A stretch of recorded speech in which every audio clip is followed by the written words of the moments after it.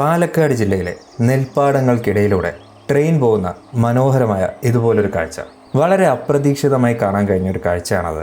കൊല്ലങ്കോട് പോകുന്ന വഴിക്കായി കരിപ്പോട് എന്നൊരു സ്ഥലമുണ്ട്. നോക്കത്ത ദൂരത്തോളമുള്ള നെൽപ്പാടങ്ങളും പഴയ തറവാടുകളും പഴയ ക്ഷേത്രങ്ങളെല്ലാമുള്ള കേരള തനിമയാർന്ന ഒരു പാലക്കാടൻ ഗ്രാമം. ഏകദേശം വൈകുന്നേരം 4 മണിയോടുകൂടിയാണ് അവിടെ എത്തിയത്. വണ്ടി പാർക്ക് ചെയ്ത് നേരെ ഈ നെൽപ്പാടങ്ങളുടെ അടുത്തേക്ക് വന്നു. വെയിലുള്ള സമയമാണേലും പാടത്ത് നിന്ന് നല്ല കാറ്റ് വരുന്നുണ്ടായിരുന്നു.